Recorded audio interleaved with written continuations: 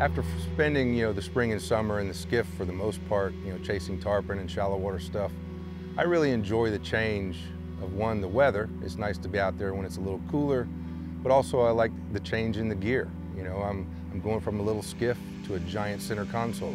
I'm going from 2 feet of water to 200 feet of water. I'm going from fly rods to spinning rods. I'm going from big spinning rods to conventional gear, trolling gear, kite gear. There's so much that goes into offshore fishing. When I go inshore fishing, I may take 3 or 4 rods. If I'm fly fishing, I may take 3 fly rods for the day. When I go offshore fishing, it's not uncommon for me to take 30 different rods because you never know what's going to happen.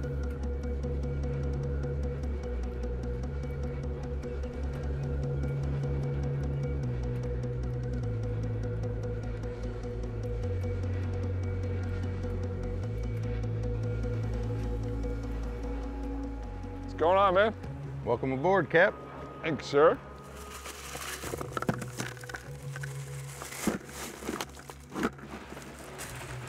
I'm serious, I have 5 layers on. Huh?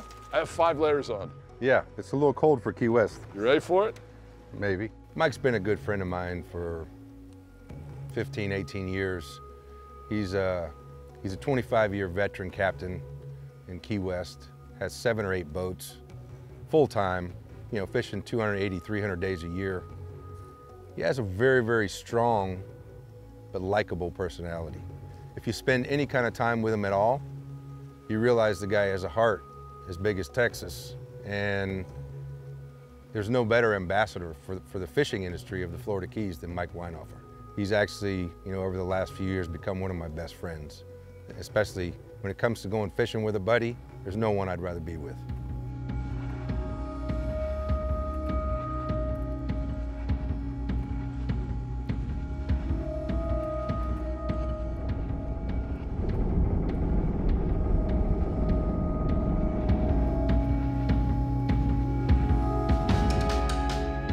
First cold front of the year. It's blowing 20 to 25 out of the northeast.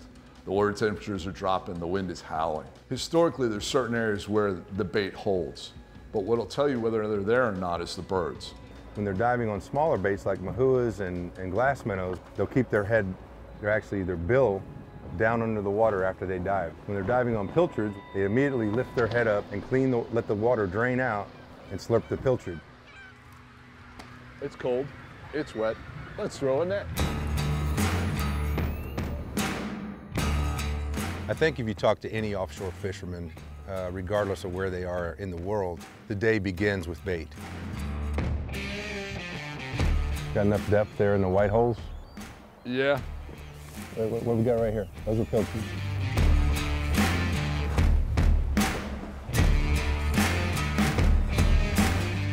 Yeah, they're chummers. I think any offshore fishery in the world kind of revolves around the bait. You have a mindset when you leave the dock that you're trying to produce this kind of fish by the end of the day, and it requires a particular kind of bait to do that. Here in the Florida Keys, we have a huge versatility of bait, but one of the mainstays is pilchards. If you can leave the dock, run down the beach and find pilchards and fill your bait wells, there's not a fish that swims in this ocean down here that doesn't like a pilchard. One of the things when you're running down the beach and you're headed out, you try and plan your ride out so you can look at different areas and try and find the birds. The birds, it always cracks me up. We spend $30,000, $40,000 a year on putting new electronics on our boats, and yet we look at bird butts all day. Whether they're diving on pilchards or they're diving on glass minnows, birds teach us everything. They show us where the fish are, they show us where the bait is. The day is just beginning now. Now's the time to run out to the edge of the reef. Now's the time that you start looking for the right conditions. You look for the blue water blowing in towards the reef. You look for the current running down the reef with the wind. I don't think there's luck in fishing. So being prepared, having 30 rods when you go offshore fishing, prepared in different ways for baits, for jigs, for plugs, for putting the kite up, you're not going to miss that opportunity when it arises.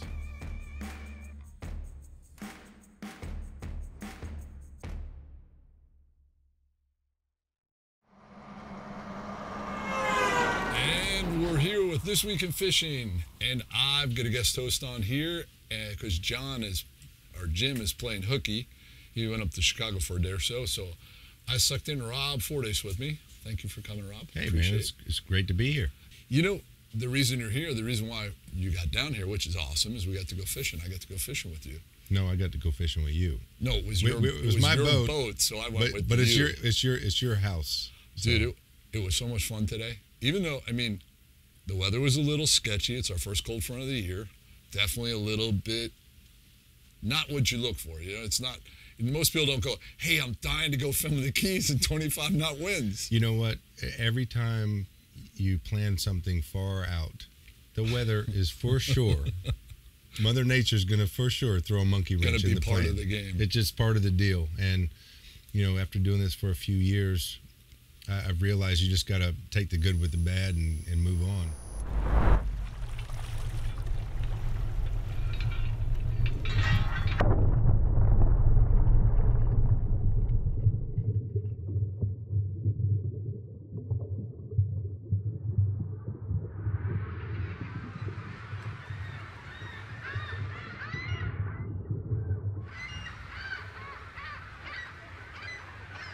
So you've run down the reef. You think you've picked the right spot with the right conditions. You toss the anchor out. You start chumming. You observe the current. You watch how fast the chum leaves the back of the boat. And then it's kind of a waiting game. You know, it's the one part of offshore fishing that I love and hate the most. Once you start chumming, you see the current. You observe the smaller snappers come up, or some baits start showing up behind the boat. Then you'll take a scoop of pilchards and start throwing some pilchards out to see if there's anything bigger living down there deep that you can bring up to the surface. All of this is just waiting, kind of anticipating what's about to happen. It doesn't take long if it's a spot that's active that it will happen. The birds start showing up. Bonitas will start busting behind the boat. Snappers will start running bait fish up to the surface. It's a cool aspect of the offshore game. Come on, we need a yellowtail for dinner. Din, din, ring the bell.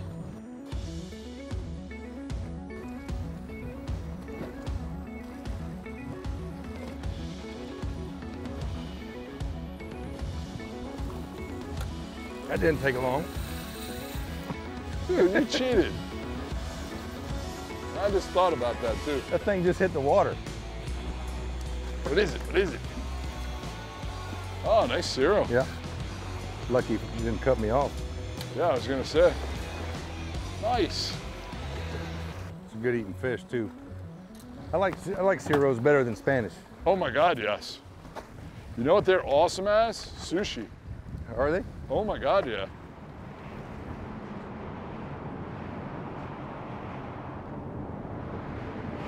Typical Key West weather in the winter and the fall, about every 7 to 10 days we get a cold front. They drive across the United States and we kind of get the tail end that push down.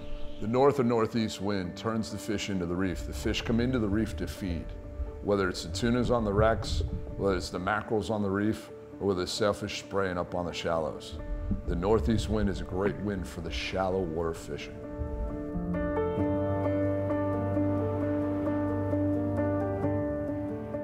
You know, so it's late November here in Key West, and this is the time of year that we usually have already had a couple of real cold fronts. We have not had that yet until yesterday. And whenever you get a first big weather change, going from fall or summer to winter, it usually takes the fish, though it can spark a fishery, it can turn something on, it usually takes a few days after a front comes through for the fish to kind of stabilize and equalize to that big drastic weather change, because we've had 3 or 4 months of basically the same weather pattern. Now all of a sudden the wind swings around, does a 180, starts blowing hard out of the north, temperature drops, the water temperature drops. All this is sudden, and usually the first front of the year is not exactly the best time you would want to be there. But if you hang out, give it some time, be patient, everything will stabilize and the fish will get going again.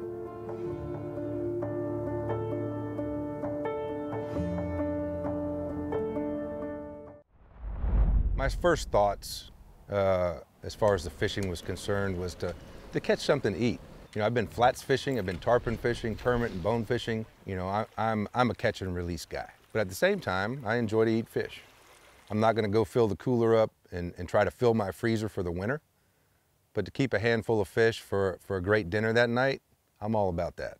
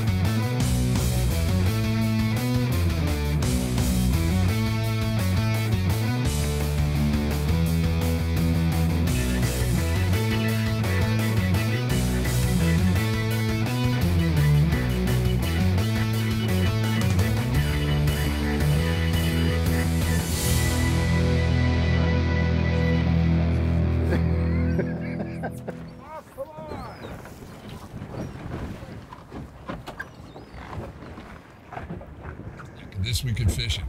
Now, when you came down here, it had been really calm, really beautiful, and just as it usually is before a really bad front.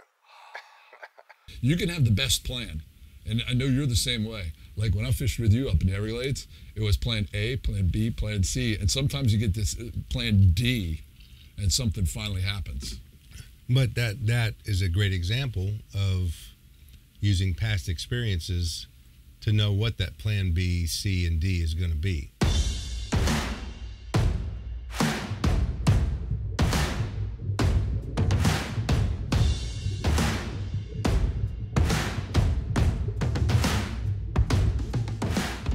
All the Florida Keys have their different idiosyncrasies. I mean, you know, the upper middle Keys have the Everglades outflow. You know, as you get down to the lower middle Keys, you have the Gulf and the Atlantic that kind of meet at the bridges. But once you get to Key West, it's where the really deep part of the Gulf and the deep part of the Atlantic meet all the way down to the Marquesas and the Dry Tortugas. It's just a different feeling than the rest of the Keys when you get there. You have flats fishing, you have offshore fishing, you have Gulf wreck fishing. The versatility of Key West is like no other place on the planet. Once in a while we'll pick up some dolphin on north wind. The wild part is they're not big schools and they're generally traveling. So if you don't stop them, they're going to swim right on by the boat. It's really important when the dolphin come up on the north to northeast wind that you get them feeding right away. Throw the filters in, quick. He just went on that side of the boat, Mike. Got it. Never mind, I got him right here.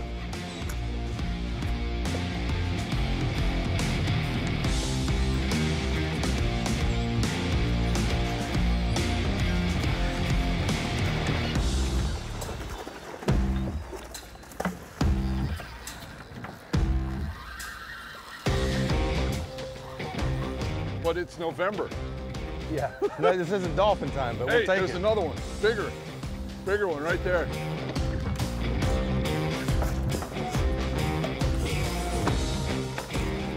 You got both those, right?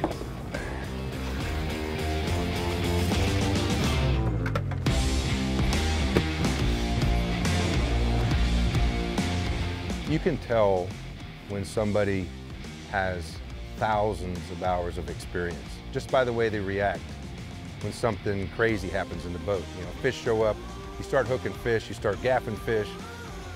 You can tell the excitement level, or I should say the experience level, compared to their excitement level when it starts hitting the fan. Another one right here, Mike. Another one right here.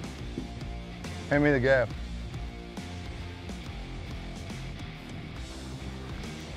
Nice fish, brother. Tell me when yours is ready. I'm ready when you are. I might just let him sit here for a minute. I'm gonna turn them towards him and you can stick them. Nice done, man. Nice gift shot. Don't get the other one.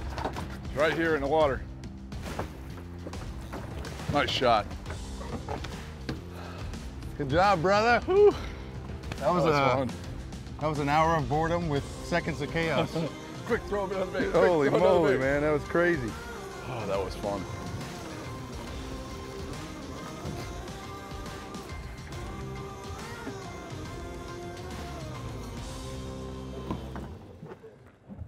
Cooler's a little short. Yeah, a little short. It's a good thing. I can grab all the pilchards and stuff out. I think everything will fit in there. One of the most important aspects of offshore fishing in the Florida Keys is catching live bait. You can go offshore with lures and troll around with some success, but really, to have true success offshore, you have to have live bait and you have to have a boat that sufficiently will hold a lot of live bait and keep it alive all day long. Once you've taken the time to catch live bait, it's important that the bait well system in your boat sufficiently fills all the way up to the lid so that the baits aren't getting sloshed around as you run across rough seas. Another important aspect of catching live bait is you don't really want to handle the bait with your hands. If you're catching bait with a cast net, you want to dump right out of the cast net into the bait well. If you're catching bait with sabiki rigs, you want to use a de-hooker and just shake them off the hook.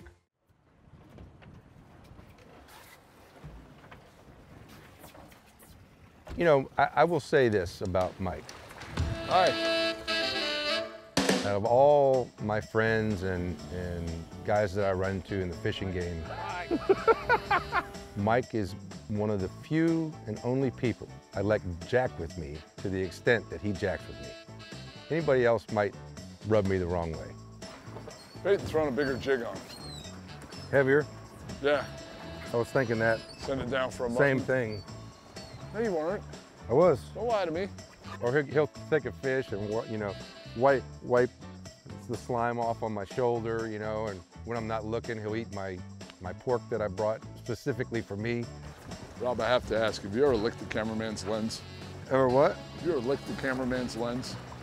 Just walked out of the video, stuck your nose on it, or just No. flat out licked it? I've grabbed it, but Yeah. no, I've never licked it. That seems like a little weird to me. Really? And then he brings this crappy food that no one on the planet should ever eat, but he eats this stuff all day long. Yeah. Oh, yeah.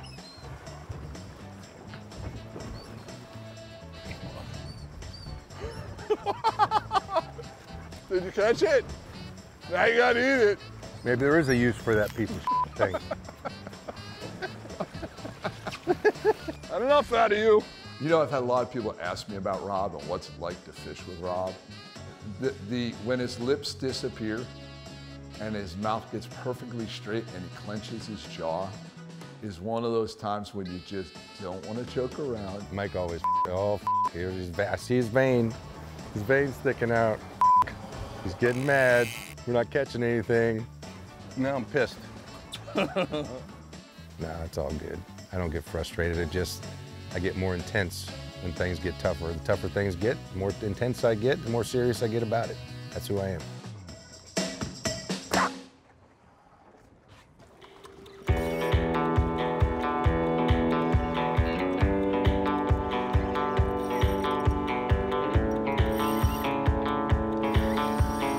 I like that.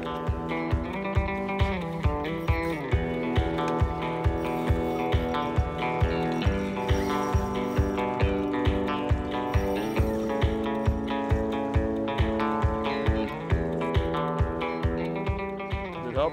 I'm good right now. Want a gaff? Not yet. Cuda. Cuda? Yeah. Oh, that's cool.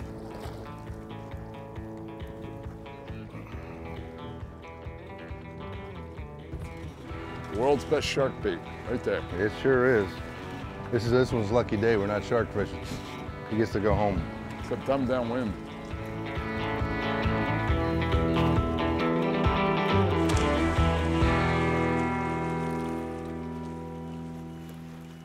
It's really easy to fish with Rob. He raises your game to a better level. I may be messing around and I may be playing and doing dumb things, but down deep he knows that I want to get this and I want as much as he does. And it's tough to explain. It's just both of us going out there to have fun and enjoy it. You know, Mike's one of those guys that has a heart as big as Texas. You know, as loud and, you know, type A personalities he tends to be sometimes, and it's all in fun and games. Really, the guy is extremely passionate, one, about fishing, but even more passionate about helping people. And that warmth, once you get to know him, kind of rubs off on you. It makes you want to be just like him.